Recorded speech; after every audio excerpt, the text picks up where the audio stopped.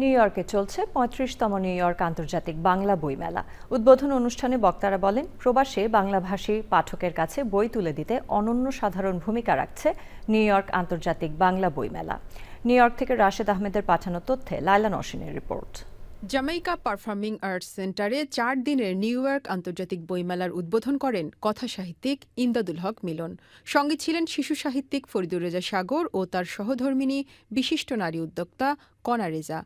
এবারের বইমেলার প্রধান অতিথি অর্থনীতিবিদ রেহমান সোবহান। এবার আয়োজনে অংশ নিচ্ছে ২৫টির বেশি প্রকাশনা প্রতিষ্ঠান। নতুন বইয়ের মোড়ক উন্মোচন, লেখক পাঠক মতবিনিময়, সাহিত্য আলোচনা, নাটক মঞ্চায়ন ও শিশুদের নানা আয়োজন থাকছে বইমেলায়। উদ্বোধন অনুষ্ঠানে স্বরচিত কবিতা পাঠ, আবৃত্তি ও সাংস্কৃতিক আয়োজন উপভোগ করেন অতিথিরা। এই মেলায় স্বাগত জানাচ্ছি এবং এই মেলার কর্মসূচিতে আপনারা ব্যাপকভাবে অংশগ্রহণ করবেন সেই আশাবাদ ব্যক্ত করছে। ৩৫ বছর ধরে নিউ ইয়র্কে বাংলাদেশের ইতিহাস, ঐতিহ্য ও সংস্কৃতি তুলে ধরতে বইমেলার আয়োজনের প্রশংসা করেন অতিথিরা। মুক্তধারা ফাউন্ডেশন আয়োজিত ৩৫তম নিউ ইয়র্ক বইমেলার শুভ উদ্বোধন ঘোষণা করছি।